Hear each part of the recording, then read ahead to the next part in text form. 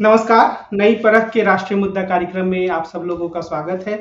हमारे साथ प्रोफेसर अभय कुमार दुबे हैं और हम इनसे देश की राजनीति के बारे में, चुनाव में हो रहे घटनाक्रम, उथल-पुथल के बारे में, विभिन्न राजनीतिक दलों की रणनीतियों के बारे में बातचीत करेंगे और एक समझ बनाने की कोशिश करेंगे। अभय सर नमस्कार।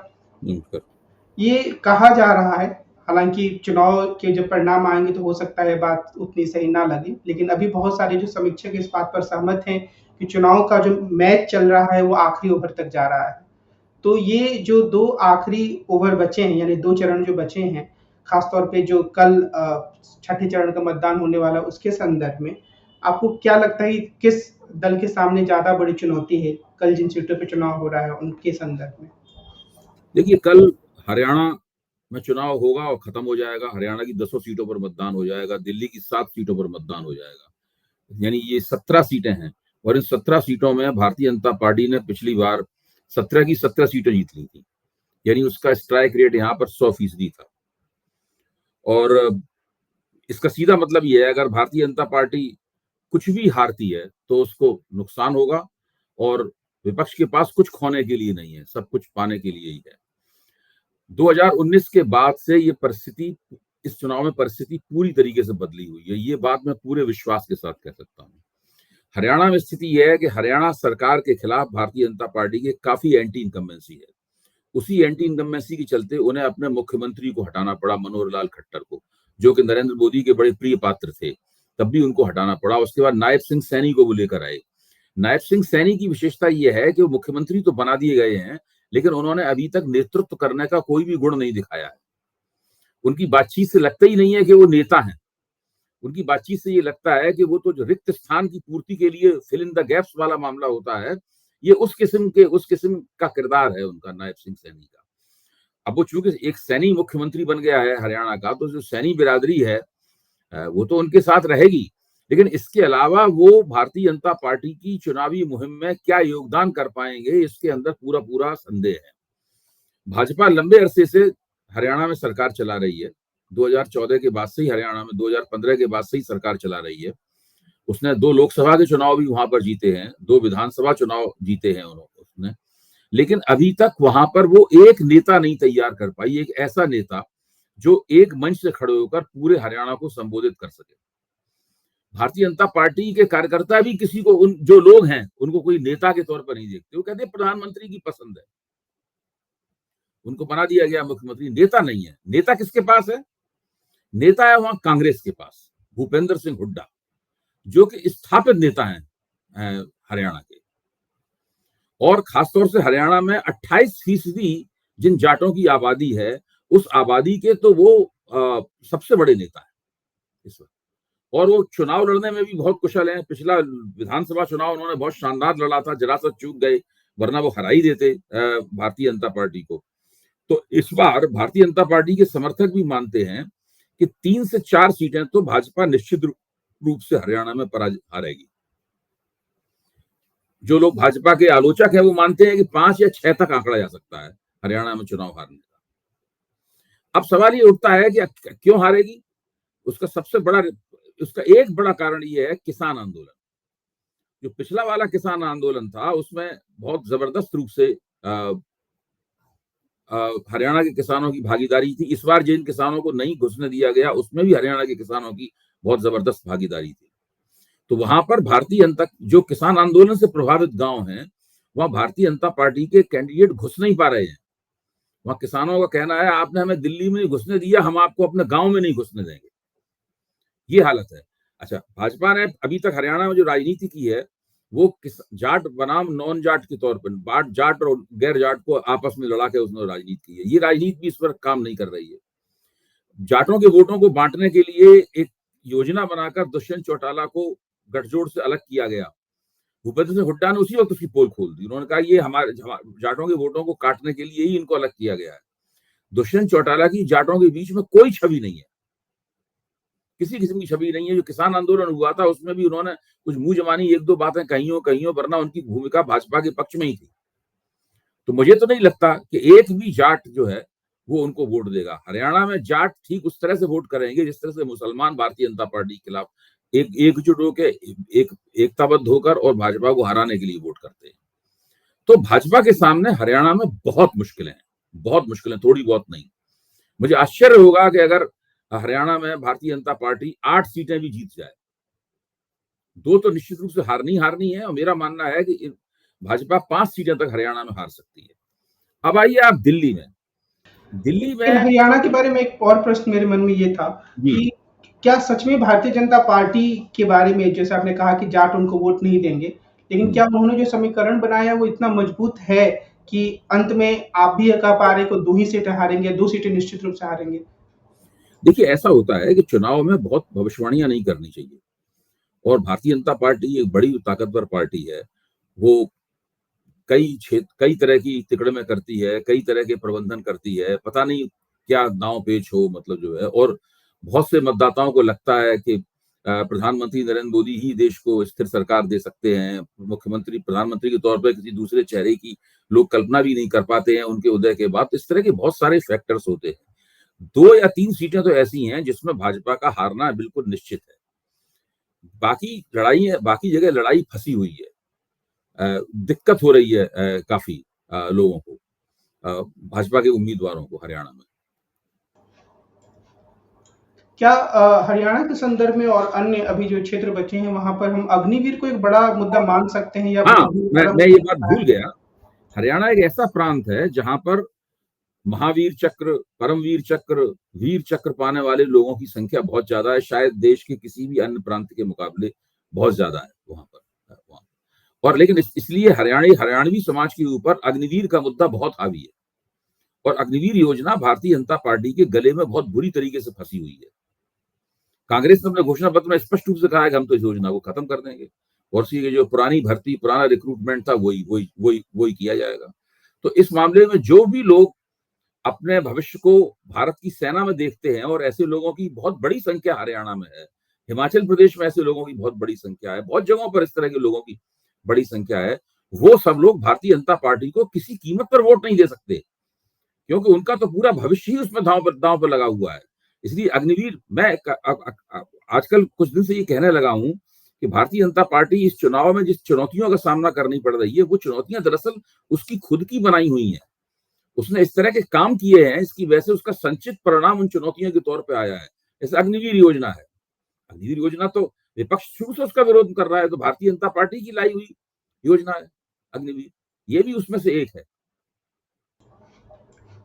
दिल्ली के बारे में कल भी हमने थोड़ी-सी बातचीत की थी। आज मैं देख रहा था और कल से ये सिलसिला चल रहा है कि मुख्यमंत्री भी काफ़ी ज़्यादा चैनलों को अपना इंटरव्यू दे रहे हैं और अपनी बातों को कह रहे हैं।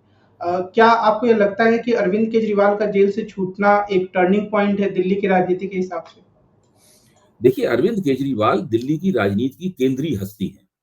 जिस तरह हरियाणा में एक ही राजनीतिक नेता है, उसका नाम है भूपेंद्र सिंह हुड्डा, उसी तरह दिल्ली में एक ही राजनीतिक नेता है, उसका नाम है अरविंद केजरीवाल। लोग उसके पक्ष में है या उसके विरोध में है।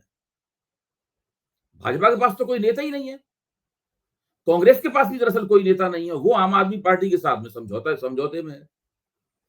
अब बहुत लोग ये कहते हैं कि भाई 2019 में भाजपा के आम आदमी पार्टी और कांग्रेस के वोट जोड़ दिए जाएं तो भाजपा के वोट उससे भी ज्यादा होते हैं।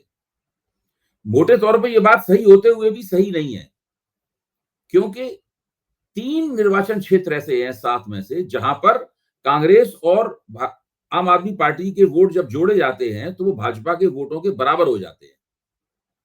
4 निर्वाचन क्षेत्रों में भाजपा के वोट ज्यादा होते हैं, और उन 3 निर्वाचन क्षेत्रों में कांग्रेस के उम्मीदवार चुनाव लड़ रहे हैं, वो कांग्रेस के हिस्से में आए हैं। ये 3 निर्वाचन क्षेत्र हैं नॉर्थ ईस्ट दिल्ली, चांदनी चौक और north west Delhi. North east Delhi से कन्हैया कुमार मनोज तिवारी के खिलाफ लड़ रहे हैं, चांदनी चौक से खंडेलवाल के खिलाफ जयप्रकाश अग्रवाल लड़ रहे हैं, और नॉर्थ वेस्ट दिल्ली से उदित राज कांग्रेस की तरफ से लड़ रहे हैं। और आपने देखा केजरीवाल जब से जेल से निकले हैं, उन्होंने कांग्रेस के निर्वाचन क्षेत्रों में जाके भी खूब जम के प्रचार किया है। अब इन लोगों को केवल एक चीज सुनिश्चित करनी है, उस चीज के 3 हिस्से हैं। पहली तो यह है कि भाजपा और कांग्रेस के बीच में वोटों का आपसी आदान प्रदान अच्छे तरीके से ठीक से हो। दूसरी बात यह है कि लोगों को लगे कि बिल्कुल दोनों में एकता है, और चूंकि कांग्रेस एक राष्ट्रीय पार्टी है, आम आदमी पार्टी राष्ट्रीय पार्टी बनने की कोशिश कर रही है, तकनीकी रूप से तो वो भी राष्ट्रीय पार्टी है चुनाव आयोग के लिहाज से, लेकिन व्यवहारिक रूप से वो राष्ट्रीय पार्टी बनने की कोशिश कर रही है और दोनों के बीच में गठजोड़ है, तो अल्पसंख्यक वोट ठीक से पड़े। भारतीय जनता पार्टी पूरी कोशिश करेगी कि अल्पसंख्यक वोटों को, उसने कई हथकंडे विकसित कर लिए हैं, ऐसे बुर्का पहन के जो औरतें आती हैं उनकी विशेष जांच होने लगती है, या जो अल्पसंख्यकों वाले मतदान केंद्र होते हैं वहां बहुत ज्यादा फोर्स लगा दी जाती है। इस प्रकार के हथकंडे सब जगह जगह भारतीय जनता पार्टी ने मुसलमान वोटों को हतोत्साहित करने के लिए इस्तेमाल किए हैं।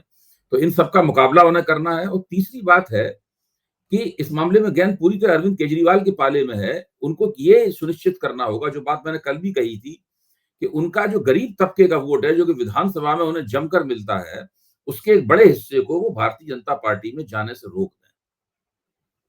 अगर उन्होंने ये कर लिया तो मैं मानता हूं कि गठजोड़ जो है 3 से 4 सीटें दिल्ली में जीत सकता है। एक तरीके से हम ये भी कह सकते हैं कि जिस तरीके से पहले माना जाता था कि जो नगर निगमों के जो चुनाव हो रहे हैं, पार्षदों के जो चुनाव होते हैं, वहां पर 2 बार से भारतीय जनता पार्टी जीत रही थी, पर आम आदमी पार्टी इस बार उसे पीछे छोड़ पाए। तो लोकसभा में वो संभावना बना सकते हैं बशर्ते बेहतर मतदान हो, जैसा कि आप कह रहे हैं। नहीं, मैं तो मानता हूं कि ये चुनाव 2019 के चुनाव से और 2014 के चुनाव से पूरी तरह भिन्न है।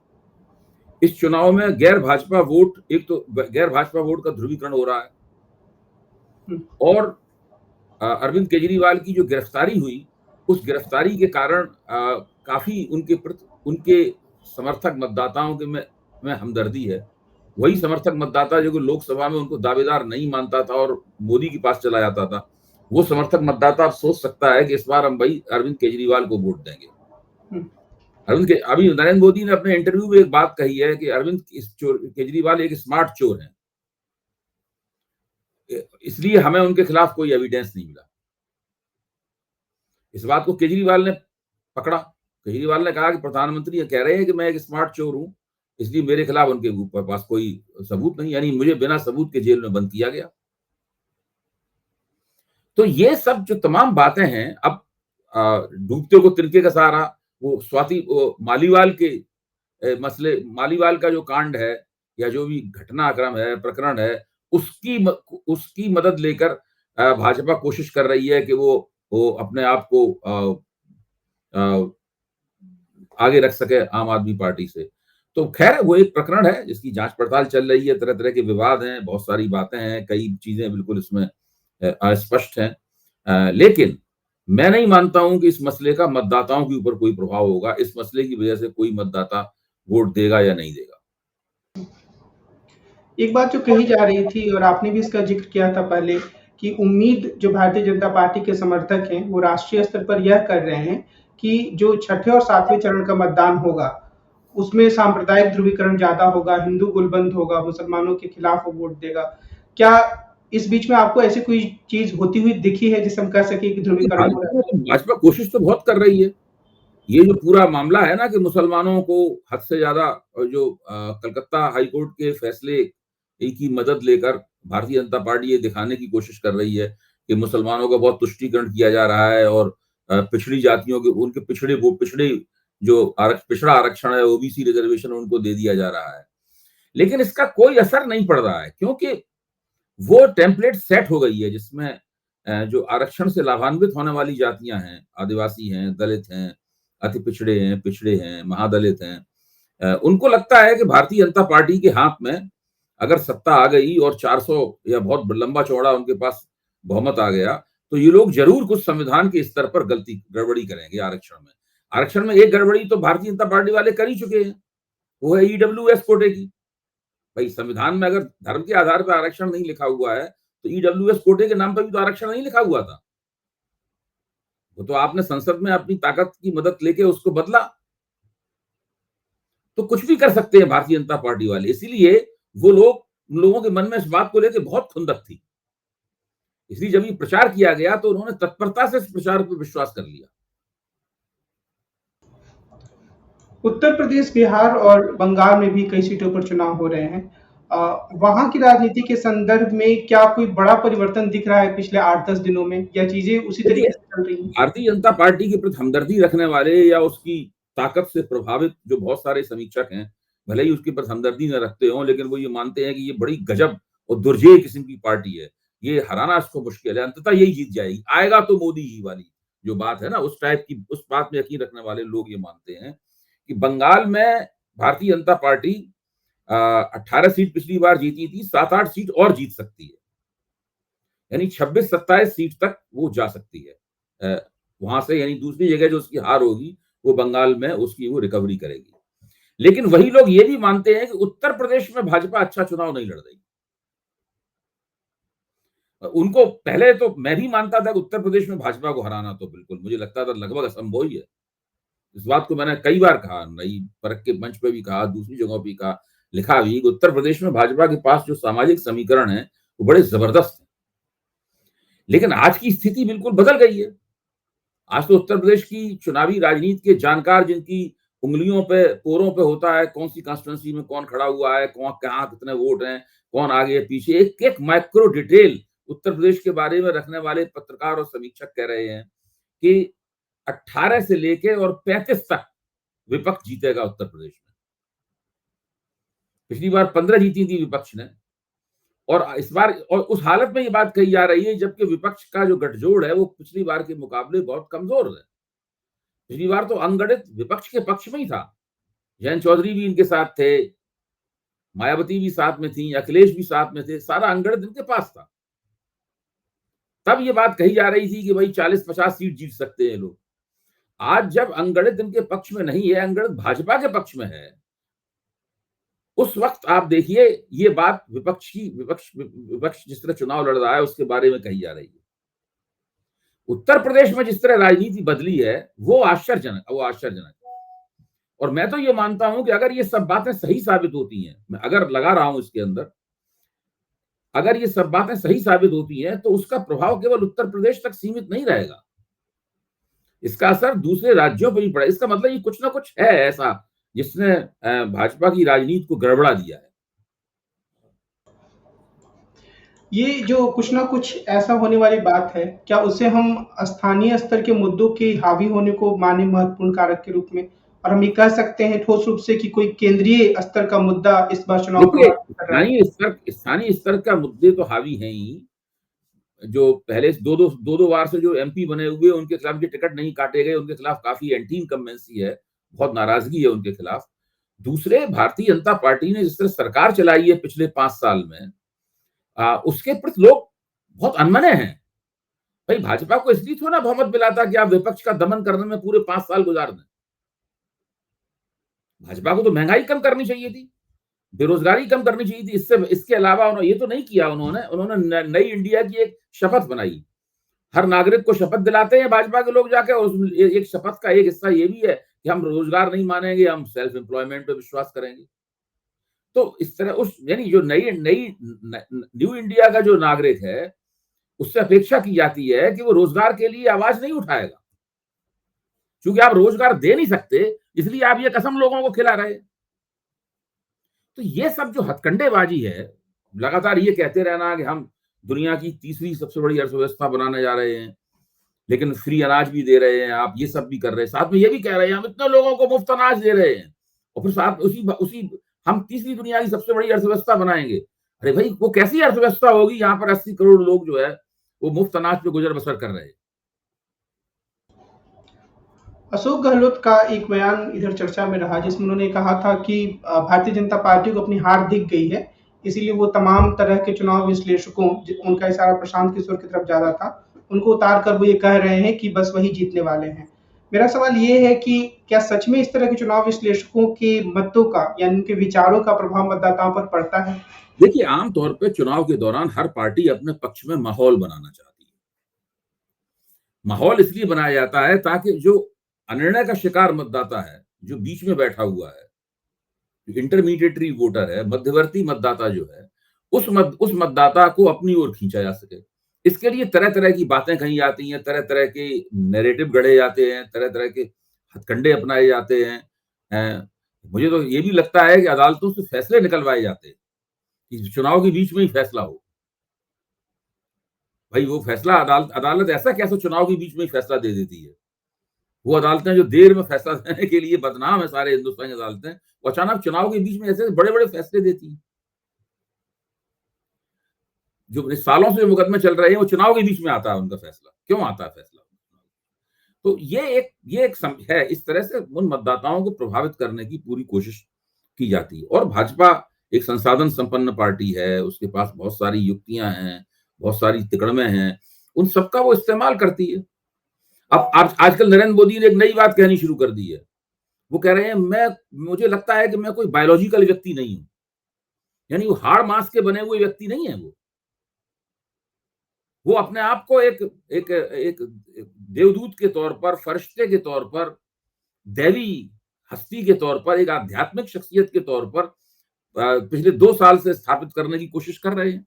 अब उन्होंने अपने मुंह से ही कहना शुरू कर दिया है कि मैं कोई बायोलॉजिकल व्यक्ति नहीं हूं, मैं तो भगवान के आदेश का पालन कर रहा हूं। भाई, भगवान का आदेश लेके तो ईसा मसीह आए थे धरती पे, ईश्वर का पैगाम लेके तो मोहम्मद साहब आए थे। कि हजरत मूसा ने ईश्वर का पैगाम 10 कमांडमेंट्स के तौर पर जारी किया था। यही तो है सब।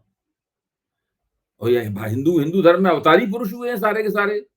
जो कोई विष्णु भगवान का अवतार है, कोई रुद्र का अवतार है, कोई कहीं किसी का अवतार है। तो जब आपने अपने आप को नेता इस रूप में पेश कर रहा है, आप सोचिए ना कि इस चुनाव में क्या क्या हो रहा है। और अगर नरेंद्र मोदी ने 325 सीटें हासिल कर ली, जैसा कि उन लोगों का दावा है भारतीय जनता पार्टी ने, तो बिल्कुल उनको अवतारी पुरुष मान ही लिया जाएगा। भाजपा के लोग, उनके समर्थक तो मान ही लेंगे कि भाई यही अवतार है धरती पे। अब आप देखिए ना, उन्होंने कितने मंदिरों का उन्होंने प्राण प्रतिष्ठा की है, कितने मंदिरों का उद्घाटन किया है, हिंदुस्तान से लेके और अबू धाबी तक। कल्की धाम का उद्घाटन उन्होंने किया, राम मंदिर की प्राण प्रतिष्ठा की, अबू धाबी जाके किया उन्होंने। लगातार यही सब काम करते रहे हैं पिछले 2 साल में। पाताल में जाके तस्वीर खिंचा रहे हैं, हवा में जाके तस्वीर खिंचा रहे हैं, धरती पे तस्वीर खिंचा रहे हैं अपनी, ताकि वो जलचर, नभचर और थलचर, यानी जो एक देवता की विशेषता होती है, उसकी तरह अपने आप को पेश कर सकें। गुफाओं में तपस्वी के तौर पर तस्वीर खिंचा रहे हैं अपनी। कभी सफेद कपड़े पहन के तस्वीर खिंचाते हैं, कभी भगवा वस्त्र पहन के तस्वीर खिंचाते हैं। ये सब जो हो रहा है, इसके पीछे एक राजनीतिक मकसद है। आज एक सुप्रीम कोर्ट का निर्णय तो नहीं बोलेंगे, पर एक ऑब्जर्वेशन जैसा आया जिसमें एडीआर ने ये कहा था कि जो हर बूथ पर जितने मत पड़े हैं उसकी जानकारी सार्वजनिक की जाए। सुप्रीम कोर्ट ने ऐसा करने से इनकार कर दिया और मामले को आगे की सुनवाई के लिए तय कर दिया, जो कि चुनाव के परिणाम आने के बाद की तारीख है। इसके पहले जो सीजे आई हैं, सुप्रीम कोर्ट के मुख्य न्यायाधीश, उन्होंने कहा था कि हम रात भर जगकर इसको सुनवाई करेंगे। तो कई सारे लोग जो कि फेसबुक पे टिप्पणियां लिखते हैं, उन्होंने काफी निराशाजनक रूप से इस चीज को देखा। क्या इसे हम एक निराशाजनक चीज माने कि ये बहुत ही गलत चीज हुई है सुप्रीम कोर्ट की तरफ से? नहीं, मैं ऐसे निराशाजनक चीज नहीं मानता। चुनाव सुधार की लड़ाई लंबी है, उसमें कभी आपको लगेगा कि आपको आगे बढ़ने का मौका लगा है, कभी आपको लगेगा कि आपके मन की नहीं हुई है। ये तो एक संस्थागत प्रयास है, और अगर सरकार इसमें जुड़ जाए एक बार, जो भी देश की सरकार हो, किसी भी पार्टी की हो, एक बार वो एडीआर जैसे संगठनों के साथ जुड़कर एक चुनाव सुधार का ब्लूप्रिंट तैयार करके उस पर शुरुआत कर दे, तो कहना ही क्या। एक दिन में नहीं होगी चुनाव सुधार होते होते भी 8-10 साल लग जाएंगे, लेकिन वो प्रक्रिया शुरू हो जानी चाहिए। और ये जो लड़ाई चुनाव आयोग को लेकर और मतदाता मतों की गिनती के सवाल को लेकर, या जो आचार संहिता को लेकर जो बहस है, ये बहस मेरा मानना है कि आगे जाकर हमारे बहुत काम आएगी। आज की बातचीत को हम इसी बिंदु पर समाप्त करते हैं। हम कल फिर मिलेंगे और देश की राजनीति के बारे में प्रोफेसर अभय दुबे से बातचीत करेंगे। अभय सर, आपको आज की बातचीत के लिए धन्यवाद। नमस्कार।